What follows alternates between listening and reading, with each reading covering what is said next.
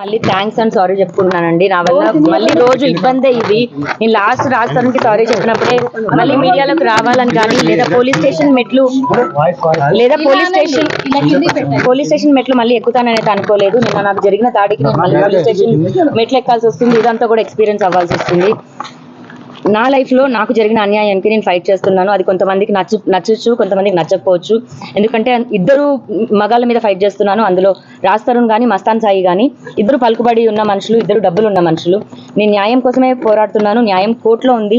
కోర్టుని కోర్టులాగా కూడా గౌరవించకుండా పర్సనల్గా అటాకులు చేసి నా మీద దాడి చేస్తున్నారు. ఒంటరిగా ఉన్నాను, ఒక్కదాన్నే, నార్మల్ మిడిల్ క్లాస్ అమ్మాయినే నేను. ఈ రోజు రాజ్ తరుణ్ హీరో అయిపోయి నేనేం చేసినా నడిపించుకుంటుంది అన్న దాంట్లో పట్టపగలు మా ఇంటికి అమ్మాయిలు లాంటి అబ్బాయిలు పంపించాడు. మరి అబ్బాయిలు అమ్మాయిలాగా వచ్చారో కానీ వచ్చి నన్ను దారుణంగా అటాకులు చేసిన ప్రైవేట్ పార్ట్స్ని కూడా ఇచ్చేసి ఎంత హ్యూమిలేట్ చేసి నన్ను గేట్ వరకు డ్రాగ్ చేసుకుంటూ వచ్చారు. పోలీసులు ఆ సెకండ్ రైట్ టైంకి రాకపోయి ఉంటే నాకు ఏమై ఉండేదో కూడా నాకు తెలియదు. చచ్చిపోయానని ఒక సెకండ్ అయితే అనుకున్నాను. అండ్ ఆ విషయం మీద ఫైట్ చేస్తుంటే సంబంధం లేకుండా శేఖర్ భాష వచ్చాడు, ఆ ప్రీతి అనే అమ్మాయి వచ్చింది, అండ్ ఉదయ్ వీళ్ళందరూ కూడా ఎందుకు వచ్చి మాట్లాడుతున్నారో నాకైతే తెలియదు. వాళ్ళు నా ప్రాపర్టీకి కానీ నా కేసుకు కానీ ఎటువంటి సంబంధం లేని పీపుల్ కేసుకు డైవర్ట్ చేయడానికి మాత్రమే చేస్తున్నారు. అండ్ రాజ్ తరుణ్ పైన నేను మనస్ఫూర్తిగా సారీ చెప్పి ఇదే మీడియా ముఖంగా కేసులు వద్దు అనుకొని తీసుకుందాం అనుకున్న మాట నిజమే. మళ్ళీ ఈ రోజున ఫైట్ చేద్దాం అనుకుంటుంది కూడా నిజమే. ఎందుకంటే వాళ్ళు చేసిన అటాక్కి మాత్రమే నేను డిఫెండ్ అండ్ నేను ఫైట్ చేసుకుందాం అనుకుంటున్నాను. నా పైన దాడి చేశారు, చాలా అసభ్యకరంగా బిహేవ్ చేశారు. ఇప్పుడు నేను ముందుకు వెళ్తున్నాను. రాజ్ తరుణ్ వచ్చి సమాధానం ఖచ్చితంగా చెప్పాలి. పోలీస్ వారిని కూడా అదే కోరాను, రాజ్ తరుణ్ వచ్చి మాట్లాడాలని, లేకపోతే రాజ్ తరుణ్ని దీనిపైన ఇన్వెస్టిగేట్ చేయాలని, దీనిపైన వెనకాల ఎవరుండి నా పైన దాడి చేయించారని. నేను హైకోర్టుకు కూడా వెళ్తాను. రాజ్ తరుణ్ నా పైన ఇప్పుడు చేపించిన దాడికి నేను రాజ్ తరుణ్ బెయిల్ కూడా క్యాన్సిల్ చేయించడానికి ట్రై చేస్తాను.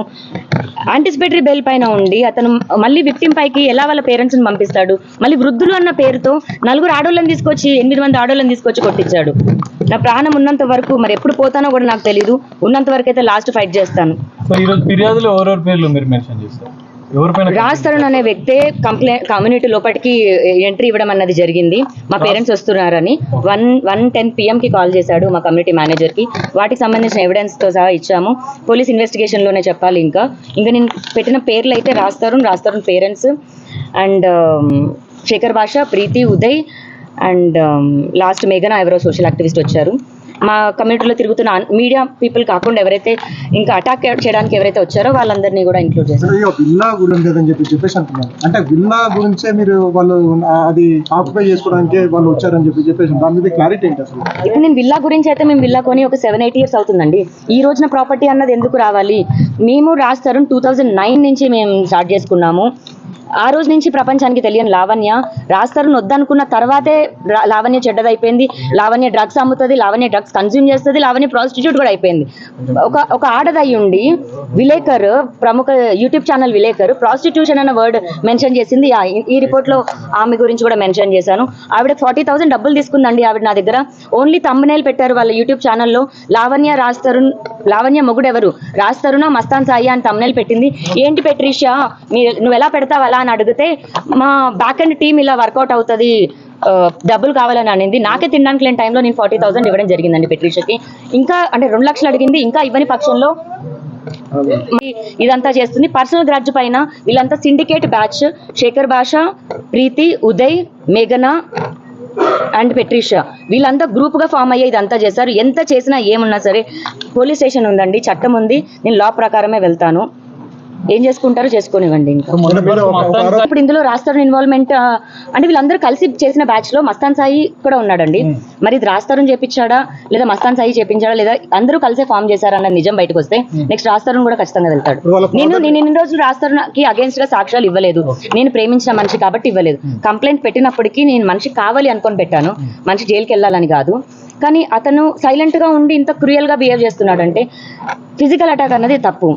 నువ్వు అట్లీస్ట్ మాటలతో దాడి చేసినా మాట అనేది మర్చిపోతామేమో. ఆ సెకండ్ ప్రాణం పోతే ప్రాణం తీసుకురాలేరు ఎవరు.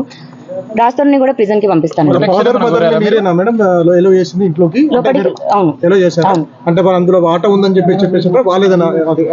వాళ్ళు వీళ్ళు అనడానికి మాది ఇంకా సపరేషన్ అవ్వలేదండి. కోర్టు తీర్పు లావణ్య రాజ్ తరుణ్ విడిపోయారు, లావణ్య రాజ్ తరుణ్ సంబంధం లేదు అన్నదేమి ఇవ్వాల. ఛార్జ్ షీట్ అయింది, ఛార్జ్ షీట్ లో 11 ఏళ్ళు వీళ్ళు సహజీవనం చేశారు అని వచ్చారు. ఇల్లు సంబంధం లేదు అని అయితే లేదండి. అది రాస్తారు ఇప్పుడు అంటే ప్రాపర్టీ కొన్నాం కాబట్టి ప్రాపర్టీ గురించి అంటే ప్రాపర్టీ లేకపోతే అంటే లావణ్య తీసుకెళ్తాడా మరి ఇప్పుడు అంటే ప్రాపర్టీ ఉందని లావణ్య వద్దంటున్నాడా? తల్లిదండ్రులు ఒకటే ఆరోపణ చేస్తున్నారు, అసలు రాస్తారు తన అమ్మాయి పెళ్లి చేసుకోలేదు, సహజనం చేశారు, ట్రక్ పెడ్లరు, అసలు ఆమెకు సంబంధమే లేదు, ఆ ఇల్లు మాదే అని చెప్పేసి ఖండితంగా చెప్తున్నారు. దాని రాస్తారు వాళ్ళ 4 fathers ఇచ్చిన హౌస్ కాదండి అది. రాజ్ తరుణ్ హైదరాబాద్ కి వచ్చిన తర్వాత జీరోతో తన కెరియర్ స్టార్ట్ చేశాడు. అతను కూడా స్టార్టింగ్ డేస్ లో మీ అందరికీ చెప్పడం జరిగింది. ఆ అమ్మాయి ఇనిషియల్ డేస్ లో మేము కలిసి ఉన్నామని, మేమిద్దరం లవ్ చేసుకున్నాము, పెళ్లి చేసుకున్నాము, నాకు ప్రపోజ్ చేసింది అతనే, పెళ్లి చేసుకుంటావని అడిగింది అతనే. దాని తర్వాత మేము ఫామ్ చేసుకున్న మా జర్నీలో వచ్చిన ఇల్లు అది. అది నాది కాదు, రాస్తారుంది కాదు అంటే ఒప్పుకుంటానేమో కానీ ఓన్లీ రాస్తారుంది అంటే నేను ఒప్పుకోను. ఎందుకంటే బయటికి మగాడు వెళ్ళి పని చేస్తే ఆడది ఇంట్లో ఉండి పని చేసింది. మీ అందరూ మగాళ్ళు ఉన్నారు, ఇక్కడ 2-3 ఆడవాళ్ళు ఉన్నారు. మరి మీ అందరు మగాళ్ళదే ఇల్లులు అయిపోతాయా? మీ అందరు పిల్లల ఇల్లులు కావా? మీ అందరి మగాళ్ళ మీద పేరు మీద ఇల్లు ఉంటే అడిగే క్వశ్చన్ అడిగేటప్పుడు పెళ్లి అన్న సర్టిఫికేట్ అన్నది ఇప్పుడు లీగల్ గా ఇప్పుడు వచ్చిందేమో. ఒకప్పుడు మన పేరెంట్స్ కి సర్టిఫికెట్లు ఎక్కడ ఉన్నాయి, రిజిస్ట్రేషన్లు ఎక్కడ ఉన్నాయి? దట్స్ వాట్ ఇప్పుడు నాది రాస్తారుంది 1 year 2 year thing. Last 2 years అయితే వేరు. 2009 అండి. మీరు బ్యాక్ చాలా సంవత్సరాలు వెళ్ళాలి. అప్పటి నుంచి మేము ప్రేమించుకున్నాం. ఇప్పుడు నా వయసు 33, 16 సంవత్సరాలు అవుతుంది. అర్థమవుతుందా? మీరు అక్కడి వరకు వెళ్ళండి. నేను అంటే ఆ మనిషిని అంతా నమ్మాను. లేకపోతే ఒక సంతకం పెట్టించుకోవడానికి నాకు ఎంతసేపు? అతను చెక్ బుక్స్ నా దగ్గర ఉంటాయి, సైన్ చేసేసిన చెక్ బుక్స్. ఒక సంతకం పెట్టమంటే పెట్టేవాడు కదా ఏంటి? అసలు విడిపోతాము అన్న థాట్ ఉండేది కాదు నాకు. ఇలాంటి గొడవలు అవుతాయని థాట్ ఉండేది కాదు. మరి ఆడపిల్లలు రావడం వల్ల, మస్తాన్ సాయి రావడం వల్ల రాస్తారు ఇలా అయ్యాడా? లేదా ఆ ఇల్లు ప్రాపర్టీ మీద మస్తాన్ సాయి ఇప్పుడు చేస్తున్నాడో నాకు తెలియదు. ఆ ఇల్లు ప్రాపర్టీ పైన రాజ్ తరుణ్ పేరెంట్స్ కి ఆశ ఉందో కూడా నాకు తెలియదు. కానీ రాజ్ తరుణ్ పేరెంట్స్ ఆస్తి కాదు, అలాని మా పేరెంట్స్ ఆస్తి కాదు.